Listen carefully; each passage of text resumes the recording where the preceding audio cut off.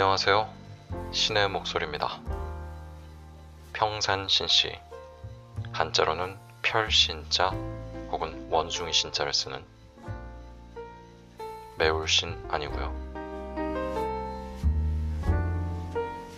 자, 오늘 이렇게 음악과 함께 시작을 해봤는데 어때요? 좀 약간 느낌이 색다르죠? 제가 이렇게 음악을 튼 데는 이유가 있습니다. 어저께 그 윤동주 선생님의 별 해는 밤을 녹음을 하면서 제가 그 선생님의 존재감, 그 시의 깊이에 눌려서 많이 좀 힘들었습니다. 뭐 그렇다고 딱히 시 낭송을 잘하지도 못했지만 어쨌든 많이 눌렸어요. 그래서 좀 이렇게 편한 마음으로 음악을 들으면서 오늘은 윤동주 선생님에 관한 이런저런 이야기들, 그리고 선생님을 가까이서 봤던 분의 이야기를 읽어드리는 시간을 가져보도록 하겠습니다. 먼저 그 포털 사이트 지식백과에 선생님에 관해서 나와 있는 글이 아주 제 마음에 쏙 들어서 이 글을 읽으면서 시작해 보도록 하겠습니다. 선생님 출생은 1917년 12월 30일에 하셨고요. 작고는 1945년 2월 16일에 돌아가셨습니다. 광복을 6개월 정도 앞두고 돌아가셨죠. 한번 읽어보겠습니다. 윤동주는 독립투쟁의 일선에서 장렬하게 산화한 투사도 아니었고 당대에 이름이 널리 알려진 시인도 아니었다. 그러나 인간을 떠나서 돌을 닦는다는 것은 한낱 오락에 불과하고 공부나 시도 생활이 되어야 한다며 자신의 시와 삶을 일치시키려 잎새에 이는 바람에도 괴로워했던 그의 시 정신은 어느 투사 못지않게 치열한 바가 있었다. 별을 노래하는 마음으로 모든 죽어가는 것들을 사랑해야지. 그리고 나한테 주어진 길을 걸어가야겠다는 서시의 구절처럼 그는 모진 풍파 속에서도 독립한 나라를 희망하는 마음으로 죽음의 나락에 빠진 민족을 사랑했고 자신한테 주어진 길을 걸어가며 한 몸을 민족의 재단에 제물로 바쳤다. 네. 포털 사이트 지식백과에 선생님에 대한 소개를 올린 이 글은 백과사전의 글이라기에는 좀 시적인 느낌이 있습니다. 네, 제 느낌이고요. 그러면은 자, 이제 오늘 첫 번째로 읽어드릴 글은 선생님의 탄생 100주년 기념으로 출간된 윤동주 전집, 문학사상에서 출판된 윤동주 전집에 실려있는 시인이자 목사이신 이셨던 지금은 돌아가시고 안 계신 문익환 선생님의 글을 먼저 읽어보도록 하겠습니다. 아시는 분은 아실 거라고 생각합니다만 문익환 선생님은 한때 우리나라 영화계에 굉장히 큰 역할을 하셨던, 그리고 지금도 존재감 있는 배우로 활동을 하고 계신 문성근 선배님의 아버님이 되시죠. 한번 읽어보도록 하겠습니다.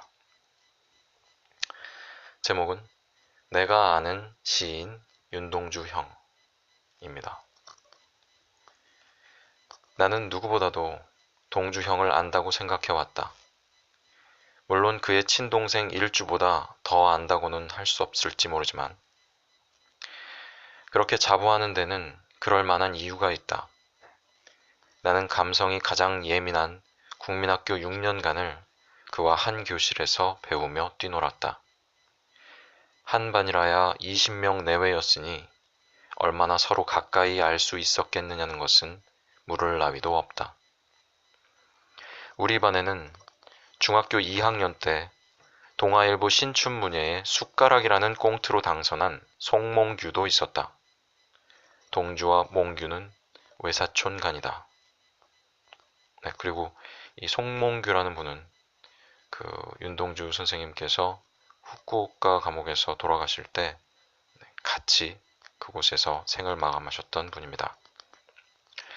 동주와 몽규는 나보다 1살 위여서 나는 어딘지 모르게 그들 앞에서 어리게 느껴지곤 했는데 그 느낌은 지금도 여전하다. 우리는 그 작은 교실에서 민족심을 불태웠고 소박한 대로 기독교 신앙의 분위기를 맛보았던 것이다. 우리가 6년 동안 예제하면서 자란 명동학교 이야기를 좀 해야 할 것 같다. 네, 보통은 어릴 때일수록 그 1살 차이면은 더 이렇게 깍듯하죠. 위아래가.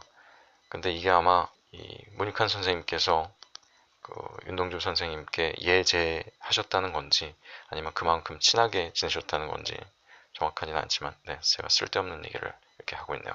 계속 읽어보도록 하겠습니다. 명동은 북간도 민족운동의 요람이었고 정신적인 중심지였다. 네, 북간도는 만주에 있는 지역입니다. 그러니까 정확히 다시 정리해서 얘기하자면 만주, 북간도, 명동촌입니다. 거기는 북간도의 대통령이라고 하던 김약연 목사님이 사는 곳이었고 안중근 의사가 와서 권총 사격 연습을 하신 곳이다. 그리로 모여든 우국지사들이 민족 광복의 먼 앞날을 내다보며 오는 세대의 교육을 위해서 세운 학교가 명동학교였다. 이 명동학교 출신들이 만주, 연해주 각처로 흩어져 민족운동의 핵심이 되었다. 소위 15만원 사건을 일으킨 의사들도 거의 다 명동중학교 졸업생들이었다. 이 15만원 사건은 대충 이런 사건입니다. 그러니까 철혈광복단이라는 아마 무장 독립단체, 우리나라의 독립을 위해서 싸웠던 그런 무장단체 이름인데요. 철혈광복단. 이분들이 독립운동을 위해 필요한 무기를 구매하기 위해서 자금이 필요했었겠죠. 그래서 그 조선은행 회령지점에서 용정 출장소로 보내는 돈을 탈취하는 데 성공합니다. 이게 지금은 15만 원이 그렇게 큰 돈은 아니지만 당시에는 굉장히 큰 돈이었던 것 같아요. 그래서 화제가 됐던 그런 사건이고 여기서 용정 출장소가 지닌 상징적인 의미가 있습니다. 이곳이 바로 그 일본이 대륙 침략을 위해서 금융창구로 그렇게 활용했던 곳이 바로 용정 출장소입니다. 그리고 이 용정이라는 곳은 윤동주 선생님이 태어나신 곳이죠. 그래서 나중에 돌아가신 후에 선생님의 유골이 이 용정에 묻힌 것으로 알고 있습니다. 6학년 때의 일이다. 학생자치회가 조직되고 내가 초대 신문사 사장이 되었다. 동주 형이 무슨 부서를 맡았는지는 기억이 안 난다. 신문사라야 한 달에 한 번 벽신문을 내는 것이 고작이었지만 벽신문은 아마도 벽에 붙이는 신문을 말하는 것 같아요. 뭐 대자보나 그런 형태의 신문이겠죠. 그 신문에 동주 형의 글이 가끔 실렸지만 워낙 기억력이 없어서 나는 하나도 기억이 나지 않는다. 우리가 다닐 그때는 그 학교에도 일본어 과목이 있기는 했지만 우리는 일본말이라고 하면서 일본어를 통 공부하지 않았다. 중학교에 진학하려고 해도 일본말을 몰라서 어떻게 할 길이 없었다. 그때 우리 집은 용정으로 이사했기 때문에 나는 용정에서 해성학교에 들어가 1년 동안 일본말 공부를 해야 했다. 그 1년 동안 동주 형은 몽규 형과 함께 명동에서 한 20리 떨어진 곳에 있는 중국 학교에 가서 중국말 공부를 하였다. 1년 후에 우리는 용정 은진중학교에 나란히 입학해서 3년을 같이 다녔다. 몽규 형이 어떤 사명을 띠고 중국 본토에 갔다 온 것이 아마도 은진중학교 3학년 때가 아니었던가 싶다. 나는 3학년을 마치고 대학 진학을 위해서 평양 숭실학교에 전학을 했는데 다음 학기에 동주 형도 숭실학교에 전학을 했다. 여기서 우리는 한 기숙사 밥을 먹으면서 더 가까워진 셈이다. 전학해온 그 학기로 숭실학보 편집에 참여할 만큼 그의 문학 수련은 이미 상당한 경지에 이르렀던 것이다. 그때가 바로 신사참배 문제로 한국 교회가 들썩거리던 1935년이었다. 숭실중학교 학생 전원이 신사참배를 반대하는 데모를 벌이고 일본 순경과 격돌하는 사태가 벌어졌다. 그 일이 있은 후 주동자들은 뿔뿔이 흩어지지 않을 수 없었다. 그래서 동주영과 나는 짐을 꾸려가지고 다시 용정으로 들어갔다. 거기서 우리는 일본 사람들이 경영하는 광명학원 중학부에 편입돼서 공부하게 되었다. 냄비에서 뛰어내려 숯불에 올라앉은 격이랄까. 이 아이러니를 읊조린 것이 그의 한란계라는 시다. 이 한란계라는 것은요, 찰 한자에 따뜻할 란자를 써서 이 한란계가 우리가 일상적으로 사용하는 용어는 아닙니다만 기상학에서 말할 때 온도계를 말한다고 합니다. 네, 그래서 이 한란계라는 시를 한번 읽어드릴까 고민을 좀 해보기도 했는데 이렇게 활자화된 것을 봐도 좀 이해하기가 쉽지 않아서 생략하기로 하겠습니다. 중학교를 졸업한 다음 나는 일본 도쿄로 신학을 공부하러 가고 동주형과 몽규형은 문학 공부하러 연전으로 올라왔다. 연전은 연희 전문학교를 말하죠. 그 다음 우리가 만난 것이란 방학 때뿐이었다. 방학 때 만나서 우리의 입에 많이 오르내린 이름이 키에르케고르와 릴케였다. 네, 키에르케고르는 덴마크의 철학자인데요. 이분이 실존주의의 선봉이었던 분이라고 합니다. 그리고 안데르센과 좀 서로 비판적인 관계에 있어서 그다지 사이가 좋지는 않았던 것 같아요. 그리고 이분이 썼던 글 중에 그 안데르센의 미운 오리 새끼의 이야기를 거꾸로 뒤집어 놓은 듯한 그런 기러기라는 글이 있습니다. 이건 한번 관심 있으신 분들은 검색을 해서 보시면 되게 흥미로울 것 같아요. 그리고 릴케는 그 별 해는 밤에도 나왔던 라이너 마리아 릴케를 말하는데 이 릴케란 분은 로댕이라는 조각가의 비서였다고 하죠. 그래서 그렇게 비서로 활동했던 것이 이분께 되게 예술적인 영감을 많이 주었었다고 합니다. 키에르케고르는 나도 좀 아는 처지여서 같이 이야기할 수 있었고 릴케는 신학교 독어 시간에 더러 읽은 일이 있어서 동주형이 하는 이야기들을 조금은 알 수 있어서 다행이었다. 어느 여름방학에 동주형은 서정주의 화사집을 내게 보여주면서 보기 드물게 흥분하는 것을 본 일이 있다. 정지용 시집은 중학교 때부터 늘 끼고 다녔다. 그 바람에 나도 정지용의 시는 지금도 덜어 외는 것이 있다. 제가 좀 공부를 좀 많이 했어요. 그래서 잠깐 또 말씀드리면 윤동주 선생님께서 한창 시작에 왕성하시던 그런 청소년기, 대략 우리 나이로 한 19살 그 즈음에 이 정지용 선생님의 시에 굉장히 심취해 있었다고 합니다. 그것이 쉬운 말로 진솔한 감정을 표현하는 선생님의 새로운 시 세계를 펼쳐나가는데 영향을 미쳤다고 하고요. 이때부터 한 3년 동안, 그러니까 연희 전문학교 1학년 때까지 동시를 굉장히 많이 쓰셨대요. 네, 이런 것이 그런 변화를 보여주는 하나의 사례였다고 합니다. 동주형이 연전, 연희 전문학교를 마치고 도쿄 릿교 대학으로 건너갔을 때는 난 다시 폐병으로 집에 가서 쉬고 있을 때였다. 마침 병이 나아서 도쿄를 다시 건너가서 동주형의 하숙방을 찾아가 반갑게 만났다. 그것이 그를 만난 마지막이 될 줄이야. 그때는 이미 교토로 옮기기로 결정한 다음이었다. 교토대학 사학과에서 공부하던 몽규형이 그를 그리로 끌어간 것이 아닐까 생각된다. 내가 그와 갈라진 그 하숙방이 바로 육첩방은 남의 나라라고 읊었다가 일제히 잔악한 손에 죽은 문제의 시, 쉽게 쓰여진 시가 쓰여진 방이었겠지. 이만하면 내가 동주형을 안다고 자부할 만도 하지 않은가?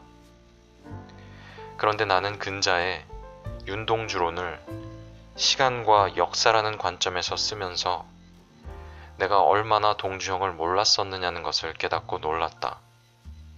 초한대라는 것은 초하나를 말합니다. 초한대라는 동주형이 만 15세가 되기 엿새 전인 1934년 크리스마스 전날 쓴 것이라는 시를 발견하고 나는 머리에 철퇴라도 얻어맞은 것 같았다. 이 시를 쓸 때 벌써 동주형은 자신을 어린 양 그리스도처럼 민족의 재단, 인류의 재단 위에 오를 깨끗한 제물로 보았던 것이다. 매를 본 꿩이 도망하듯이 암흑이 창구멍으로 도망한 나의 방에 품긴 제물의 위대한 향내를 맛보노라. 마지막 년이다. 같은 무렵에 동아일보의 꽁트가 당선된 몽규형 앞에서 동주형은 좀 풀렸던지, 좀 풀렸단 말은 아마 좀 심사가 뒤틀렸든지 이런 거랑 비슷한 표현인 것 같아요. 동주형은 좀 풀렸던지 대기는 만성이지 하던 말이 기억난다. 그러나 이 시를 보고 누가 동주를 만성한 대기라고 하랴. 나는 그에게서 치솟은 수려하고 의연한 시맥이 다시 이어지기를 바라는 마음뿐이다. 네, 글은 여기까지입니다. 네, 오늘 좀 약간 살짝 걱정이 되는 것이 오늘 이 시간이 여러분께 ASMR이 되진 않았으면 하는데 아마 지금쯤 잠드신 분도 계실 것 같고 어쨌든 저도 안 하던 공부를 해서 여러분들께 너무 많은 것들을 말씀드리려고 하지 않았나 그런 생각을 한번 해봅니다. 네, 어차피 이미 잠드신 분은 잠드신 분이고 아직 깨어 계신 분이 계시다면 그분들께 끝으로 초한대라는 윤동주 선생님께서 만 15세가 되기 엿새 전인 1934년 크리스마스 전날 쓰신 시를 읽어드리고 마치도록 하겠습니다. 인사 먼저 드릴게요. 숙면하세요.